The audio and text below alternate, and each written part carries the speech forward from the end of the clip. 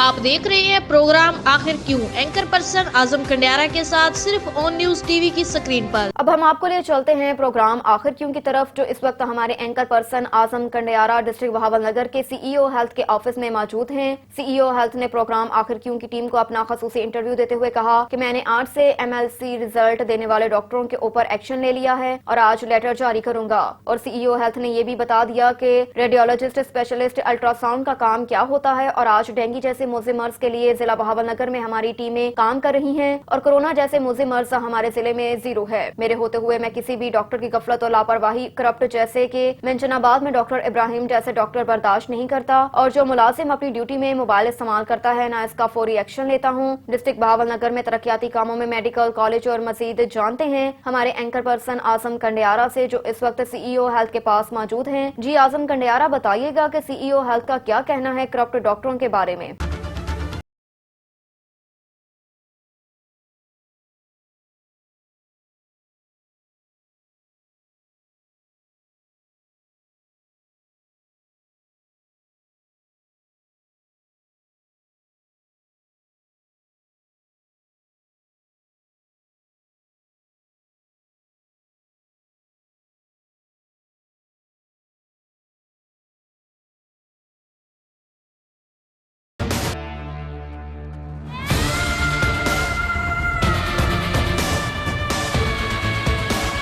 और आज ज़िला बहावलनगर के मतलब उनसे बहुत बातें करनी है, डेंगू के मतलब और रेडियोलॉजिस्ट के मतलब, और ये जितने करप्ट लोग हैं डॉक्टर हजरात उनके मतलब करेंगे।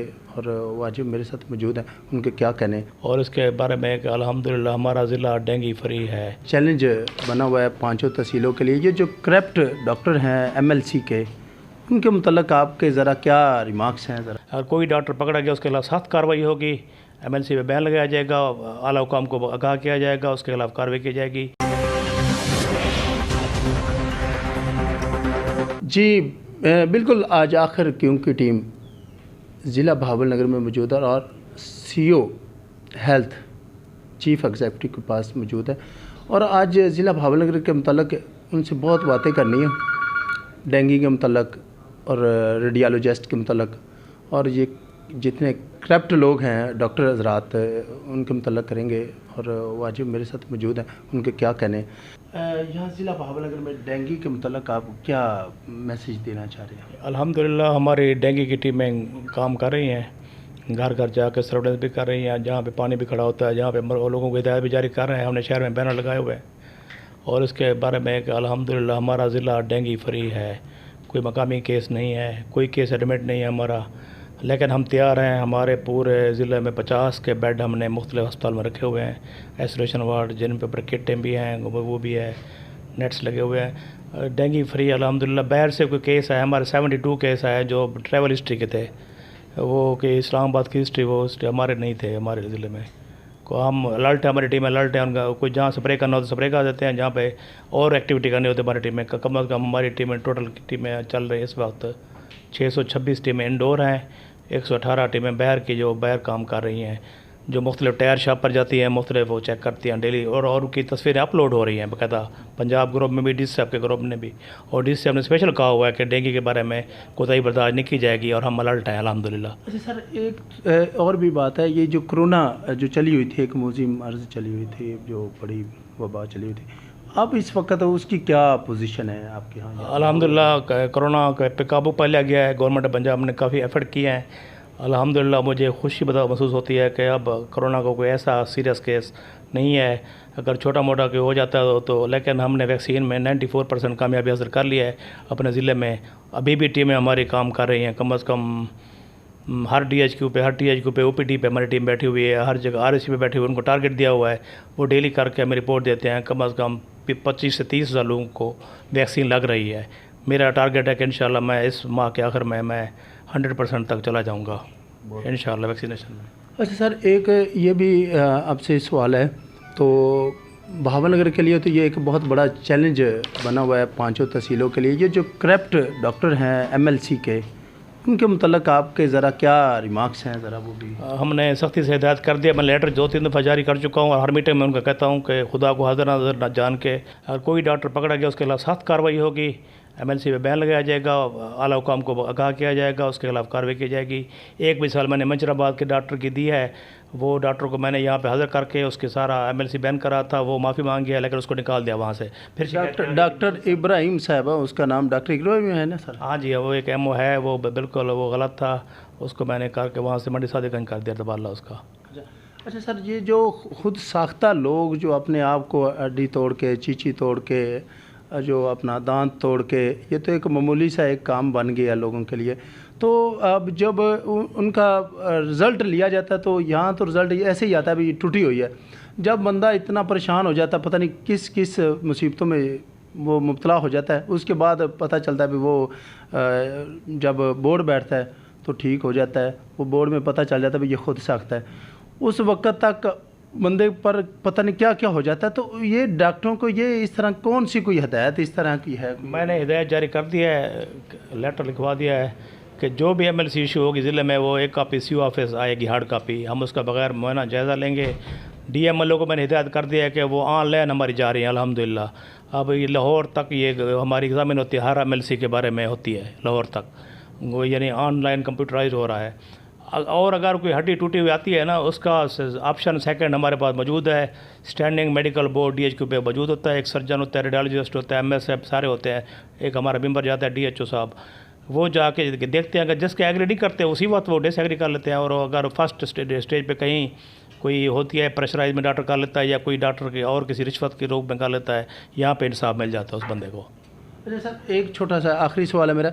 रेडियोलॉजिस्ट जो स्पेशलिस्ट अल्ट्रासाउंड जो आपका यहाँ बैठा है, ज़रा भी CT स्कैन भी उसके पास है और भी काफ़ी अल्ट्रासाउंड भी उसके पास है, तो जो उनके पास कोई ऐसा अख्तियारात है, अगर कोई डॉक्टर ओपिनियन देता है भी ये जो है ना, हमने लिख के फर्स्ट डॉक्टर जो है वो दे देता है भी, रिज़ल्ट दे देता है भी ये आपकी हड्डी जो है ना टूटी हुई है, या दे देता है भी ये नहीं टूटी हुई, जिस बंदे का सर फटा हुआ है तो यहाँ आके तो उसने बस सिर्फ ये सर फटा हुआ है, ये फटा हुआ है, और उसके पास कोई ऐसा कोई कौन सा अख्तियार आता है भी वो उसको तब्दील कर दे पिछले वाले डॉक्टर की कोई रिपोर्ट ऐसी कोई?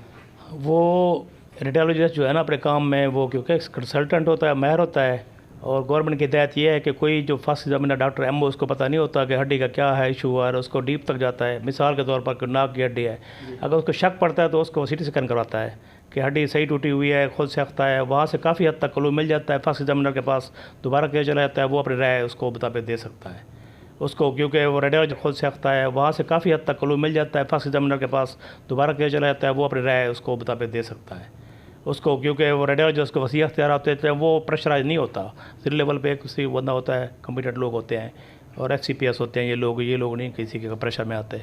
ये जो डॉक्टर रज़ात है ये फाइनल करके ही सेंड कर देते हैं भी, पूरा मुकम्मल तौर पे लिख देते हैं ये टूटी हुई है, अगर ये है तो ये सिर फटा हुआ है। जो हड्डी या सिर फटा हुआ होता है ना, वो तो लिखना तो पड़ता है, साफ ज़ाहिर है। आगे फर्स्ट एग्जामिनर को चाहिए कि वो उसको रिजल्ट सही कर सकता है उसी वक्त, उसी ओपिनियन पे, यानी कि ये सही कर सकता है। बिल्कुल बिल्कुल, हड्डी नज़र आ रही है तो हड्डी बता सकता है कि उसको मेरिट करना चाहिए। जो मौके पे फैसला हो जाए वो ज़्यादा बेहतर होता है। बहुत अच्छे, बहुत अच्छे। यस नो वो कर सकता है, यस नो कि ये फैब्रिकेटेड है, ये नॉट फैब्रिकेटेड, उसी वक्त करना चाहिए उसको। वो पिछले वाला अगर पिछले वाला यस करके भेजता है तो ये फिर अगर नो है तो नो कर सकता है। ये बिल्कुल कर सकते हैं, इनको पता चल जाता है कि हड्डी टूटी थी, कितना तक गहरा था जख्म, बोन एक्सपोज था नहीं था। ये बोर्ड इसलिए होता है अपने ओपिनियन दे, वो डिसएग्री कर सकता है कि ये ज़ख्म शार्प था, ये ज़ख्म लैसिटेड था, ये हड्डी कैसे थी, ये खुद साख्त लगती है। ये हड्डी के टूटने के साथ में पता चल जाता है टेक्निकली तौर पर।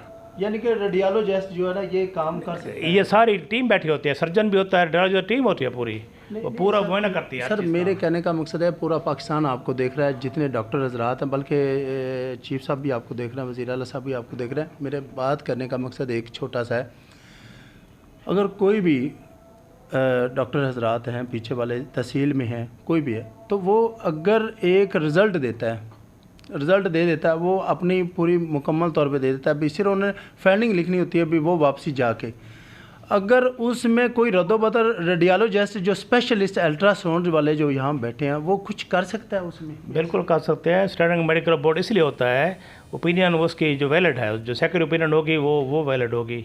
मेडिकल बोर्ड का फैसला वैलिड होता है, उसको खिलाफ एग्री कर सकता है या डिसएग्री कर सकते हैं वो। अच्छा सर, एक और भी मैं सवाल करना चाह रहा था आपसे, यहाँ कोई ऐसा कोई मेडिकल के लिए कोई ऐसा कौन सा कोई काम कोई बड़ा कोई हुआ है? हाँ अल्हम्दुलिल्लाह, मैंने जब से चार्ज संभाला है इस पर मेहनत कर रहे हैं इन स्कीमों पे, क्योंकि भावल नगर का ज़िला हमारा पास बंदा था।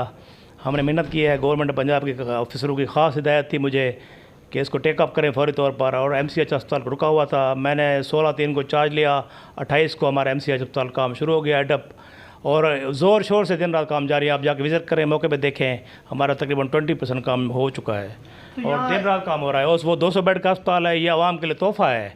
6 अरब रुपए का मनसूबा है, 600 नौकरियाँ होंगी, ये आवाम के लिए स्टेट ऑफ द आर्ट है। मेरे ख्याल में साउथ पंजाब में ऐसा अस्पताल नहीं बनेगा शक्ल के लिए। दूसरे नंबर पे मेडिकल कॉलेज आपका मनसूबा 2014 से रुका हुआ था, उसको हमने टेकअप कर लिया है इंशाअल्लाह। उसका फोकल पर्सन मुझे गवर्नमेंट ने नामजद कर दिया है, उसका स्पेशल रिवाइज्ड उसका PC1 बनवा के मैंने गवर्नमेंट की मंजूरी के लिए भेज दिया है।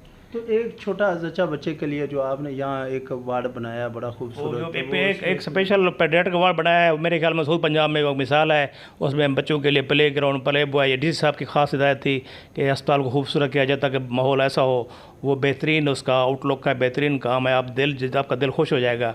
IDF ने उसको वो कर दिया है। 2-3 वार्ड हमारे चिश्तिया में भी हमारा वार्ड कंप्लीट है, कार्डियक वार्ड, उस पर दिन रात काम कर रहे हैं हम। हमारा वहाँ पे ऑर्थोपेडिक वार्ड चिश्तिया में मुकम्मल हो चुका है। गवर्नमेंट ने चिश्तिया में एक CT स्कैन दे दी है हमें रिक्वेस्ट पर, और मेरा है इरादा इसको 1000 बेड तक ले जाऊँ मैं इस DHQ को, और मैंने 300 बेड का PC1 का भी मैं उस अंडर प्रोसेस में हूँ, ताकि 1000 बेड का टीचिंग का हमारा बन जाए ये ज़िला हमारा। और जो अल्हम्दुलिल्लाह जब मैं आया था मेरा ज़िला CO स्कोर कार्ड में 35 नंबर पे था, अल्हम्दुलिल्लाह मैं टॉप 10 में आ गया हूँ। और ये इंडिकेटर वाइज, और हेल्थ टीम हमारी पूरे अस्पताल है, हम काम कर रहे हैं। हमारा ज़िला पोलियो फ्री है, कोविड फ्री है, डेंगू फ्री है अल्हम्दुलिल्लाह। यहाँ जब से आप आए हुए हैं ना, तो अल्हम्दुलिल्लाह हर हॉस्पिटल में दवाई जो है ना वो मरीज़ को मिल रही है। ये तो हमने भी सर्वे किया है अल्हम्दुलिल्लाह। एक छोटी सी एक और भी बात है सर, ये जो अब टाइम है 9 बजे का या जितने बजे का भी टाइम है ड्यूटी का, तो ड्यूटी से लेट होके आते हैं, फिर उसके बाद ये अपना डॉक्टर या नर्सें वगैरह या जो अपना चौकीदार वगैरह जो हैं वो मोबाइल बहुत ज़्यादा यूज़ करते हैं। इनके लिए कोई ऐसा कोई मैसेज देना ताकि बहावल नगर के जितने आपके हेल्थ के मुलाजिम हैं उनको इनकी हाज़िरी को मॉनिटरिंग करने के लिए मैंने स्पेशल इनिशिएटिव लिया हुआ है। मेरी एक मॉनिटरिंग टीम बैठी हुई है, कंट्रोल रूम बनाया हुआ है, उसको एक ऐप दी हुई है हमने। उस ऐप में लोकेशन भी आती है कि कितने बजे पहुंचते हैं, उसका टाइमिंग भी आ जाती है, डेट भी आ जाती है उस ऐप पे। आपको मैं दिखा देता हूँ उसका मिसाल, उसमें हर RS। अब रिजल्ट के पास हूँ और ये बहावल नगर में हूँ, और ये जान लेते हैं आज भी स्पेशलिस्ट अल्ट्रासाउंड रेडियोलॉजिस्ट का मतलब क्या है। और ये 5 तहसीलें जो है ना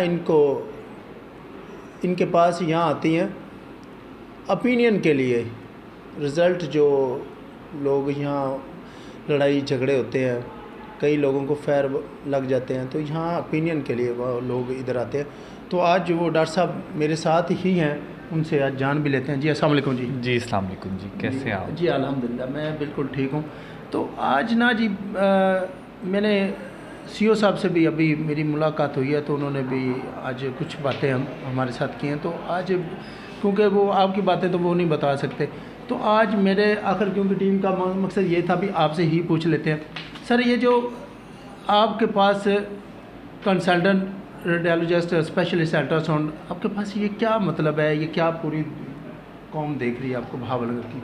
अच्छा देखें, मेरे पास जब केसेस आते हैं ना, मेरे पास सब बेसिकली लोगों का कंसर्न है। मैं अच्छा कि आपने ये सवाल ही पूछ लिया ताकि लोगों का ये दूरी हो जाए, मसला हल हो जाए कि मेरे पास एक्चुअली इख्तियारात हैं क्या।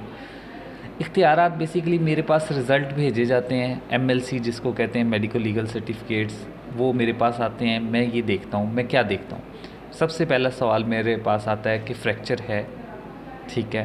पहले मैं इसको आंसर करता हूँ कि फ्रैक्चर है या नहीं है, ठीक है। उससे अगला सवाल मेरे लिए होता है कि वो फ्रैक्चर डिस्प्लेस्ड है या नॉन डिस्प्लेस्ड। उसका मतलब ये होता है कि फ्रैक्चर जो है वो उसके ऊपर जो दफ़ा लगनी है उसका फ़ैसला बेसिकली उस पर होना होता है कि वो फ्रैक्चर डिस्प्लेस्ड है, अपने मिलते हैं उसके एज के नहीं मिलते, ठीक है। उसके बाद मेरे पास लोग जो रिज़ल्ट के लिए भेजते हैं उसमें ये देखना होता है, मैंने डिटेक्ट करना होता है कि उसके अंदर कोई गन पैलेट्स तो नहीं पड़े हुए, कि जो छर्रे हैं उसके वो तो नहीं नज़र आ रहे, कि गोली अंदर तो नहीं रह गई। ये मैं डिसाइड करता हूँ कि गोली अंदर रह गई है कि नहीं रह गई। अच्छा, उसके बाद मेरे पास अल्ट्रासाउंड भेजे जाते हैं, उसमें ये देखा जाता है कि मतलब रेप केसेस में कि उनके अंदर प्रेगनेंसी हमल हुआ है कि नहीं हुआ। अच्छा, उससे नेक्स्ट स्टेप पे जो आप लोगों का मेन क्वेश्चन है कि मेरे जुरिस्डिक्शन क्या है, मेरे इख्तियारात क्या हैं, उसमें मेरे पास फैब्रिकेशन डिक्लेयर करने का इख्तियार नहीं है। ये 2 लोग डिक्लेयर कर सकते हैं, या मेरे से पहले जो CMO इनिशियल रिज़ल्ट लिखता है वो डिक्लेयर कर सकता है कि जी एक फैब्रिकेटेड है, ख़ुद साख्ता है कि नहीं है। रिज़ल्ट लिखता है वो डिक्लेयर कर सकता है कि जी एक फैब्रिकेटेड है, ख़ुद साख्ता है कि नहीं है। या अगर मैंने फ्रैक्चर डिक्लेयर किया है, उसको जाके डिस्ट्रिक्ट स्टैंडिंग मेडिकल बोर्ड जो है वो बैठेगा, वो फैसला करता है कि ये वो सारी एविडेंस चूँकि उनके पास होती है, वो देन डिसाइड करते हैं कि जी ये ख़ुद साख्ता था कि ये ख़ुद साख्ता नहीं है।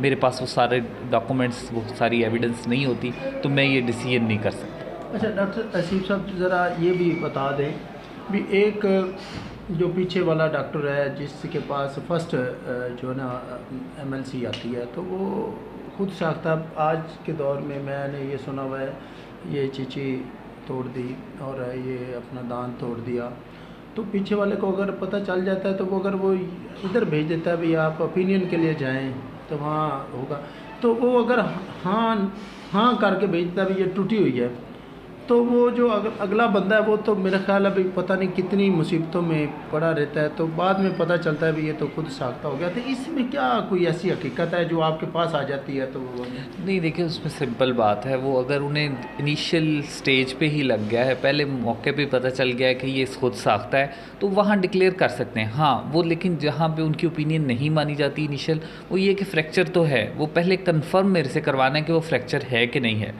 एक चीज़ यही, पहले अगर ये फ़ैसला हो जाए कि मैं कह दूं फ्रैक्चर है, ये अगला सवाल है कि ये खुद तोड़ा गया है, ये टूटा है, ठीक है। ये इनिशियल पे वो जज ज़रूर करेंगे, लेकिन मेरे से ओपिनियन लेने के बाद मैं जब कह दूंगा कि हाँ फ्रैक्चर है, फिर उस फ्रैक्चर को वो वजाहत उसमें ये लिख देंगे कि ये फ्रैक्चर ज़रूर हुआ था, लेकिन ये खुद साख्ता फ्रैक्चर था।